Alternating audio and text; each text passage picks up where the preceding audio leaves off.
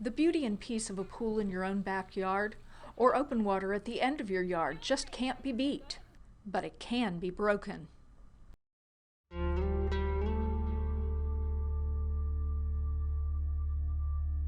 My son wasn't even 2 yet, and he had gone out to the pool to get a toy he'd left there earlier. I was planning a party. The baby was sleeping on the couch. My friends were over, we were talking. All of a sudden, we noticed that the baby was gone. I thought that he went to the playroom. One friend was in the pool, passing my baby, who was blue. Drowning is a leading cause of unintentional injury death for children under 5, and most of those deaths occur in a home pool. Drowning is second only to traffic accidents for older children and young adults. But drowning doesn't have to happen. There are lots of easy things you can do to prevent drowning. In fact, it's as simple to create drowning prevention layers as it is to make a sandwich or get dressed in the morning. The National Drowning Prevention Alliance stresses that no one device or solution can prevent child drownings, so you want to create layers. In fact, parents, grandparents, and caregivers must use layers of protection to create several different obstacles, each preventing toddler access to the water. Each layer or obstacle is a separate attempt to prevent a child from getting to the pool or spa or waterfront without an adult watching. Each layer or strategy must be used constantly. Each layer must be used simultaneously with the others. Then fear can be reduced. Undistracted adult supervision is the key to prevent drowning when children are playing in or near the water. Designating an adult to watch is the first rule. Teaching the children that they can only swim when they can see an adult's eyes are watching them is rule number 2. Creating rules and enforcing them consistently goes a long way toward creating a safer pool home for children. No adult can watch a child 24 hours a day and 7 days a week, so creating a system of layers preventing access to the water allows children to be children and adults some peace of mind. Now let's take a walk through a safer home. Bathrooms create the greatest risk for drowning inside the home. Simply closing the door is the first layer, draining the bathtub and sink is the second layer, and closing the lid to the toilet is third. Toilet locks and door locks add extra layers.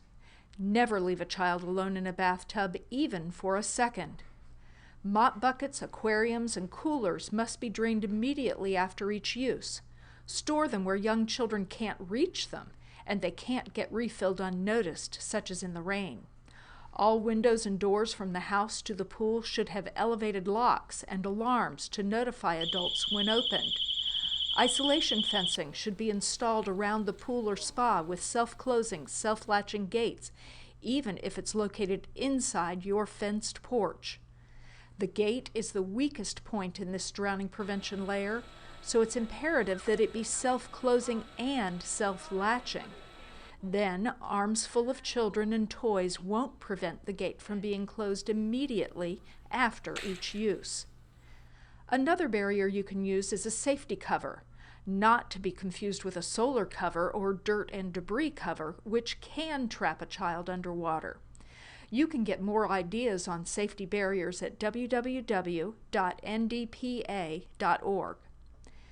Installing pool, gate, and wrist alarms can alert adults if access to the water has been made despite other layers. Alarms may be your last line of defense to allow an adult to respond to an emergency quicker. Do not rely on any one of these methods. Use as many as possible. When using the pool, there are other layers of protection you can create. A poolside telephone with the address clearly written on the phone is an essential part of a safe pool. Many children drown in the few moments it takes for an adult to go answer the phone. We suggest you make grabbing a phone as much of a habit as grabbing your towels. Another layer is to always make sure there is a clear view of the pool or spa from the house by clearing away vegetation or other obstacles. Make it a habit to look at the pool every chance you get. Check to see whether your neighbor's pool is locked either by gate or by a pool fence. If not, make sure your children know that it is not safe to go near that pool without you or another grown-up with them. Tell them it is okay to tell you if another child goes near the water by himself. Keep noodles, a kickboard, or ring flotation device by the pool. Never get in the water to rescue someone if you can help them by reaching or throwing a ring to pull them to safety. A long pole with a brush or hook attached can be extended to a child or adult who is struggling in the water while you remain balanced on dry land. Be sure you and your children know how to be safe in and around the water. Replace old drain covers with anti-entrapment, anti-entanglement covers. Make sure all drains are covered and screws and bolts are secure. When possible, replace old drainage systems with newer anti-entrapment systems. Those are all objects that make the pool a safer place. Here's how to make your children safer with skills. Choose a nationally certified swimming instructor who teaches water safety besides swimming skills. Expect the teacher-student ratio to be 1:5 or less, and check certifications.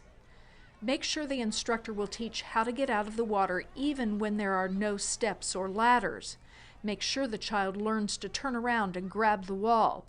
There is no instinct when it comes to saving yourself from drowning. Safety must be taught. It has to be practiced and learned. You can learn and practice CPR, take a water safety class, use the buddy system, and never swim alone.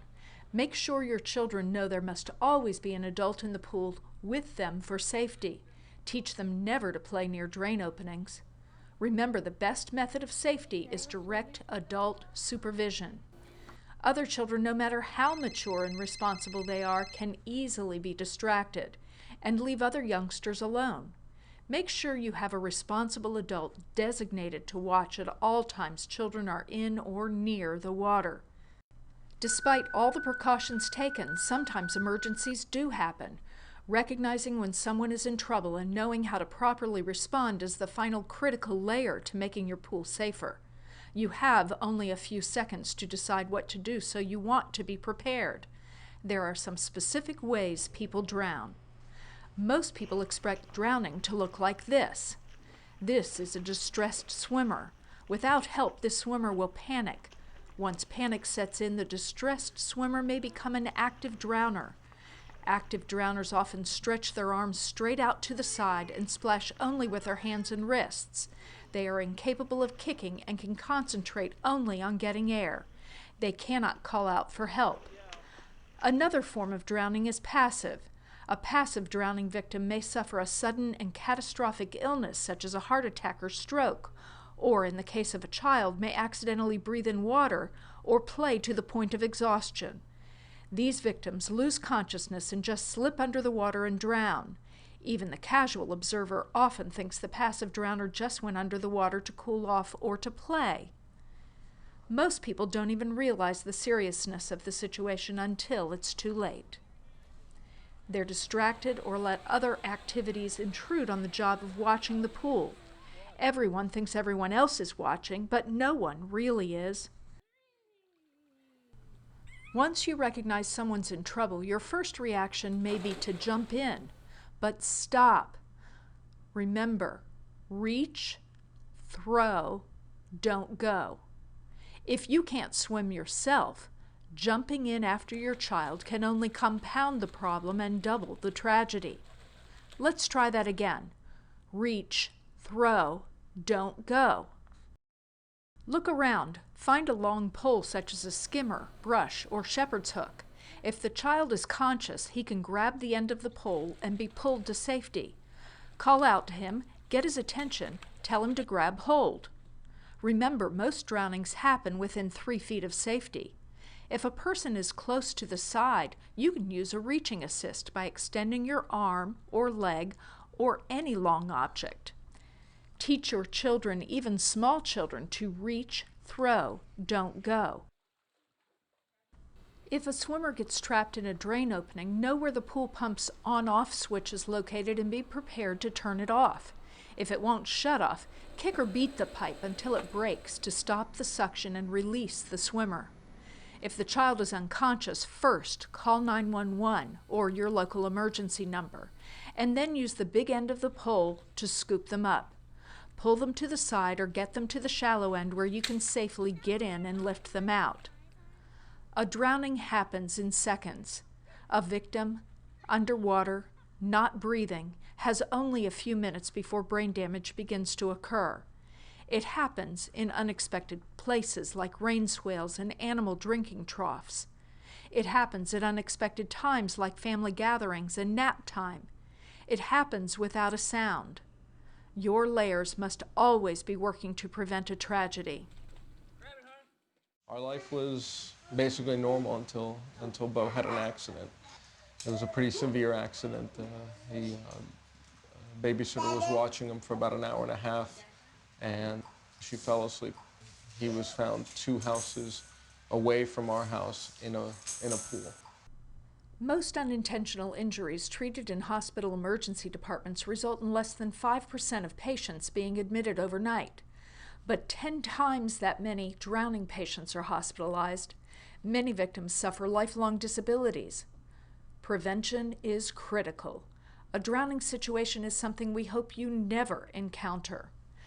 Now, go build your layers of protection and enjoy a safer home, safer neighborhood, and safer family. For more information or details on the layers of protection discussed in this video, go to www.ndpa.org.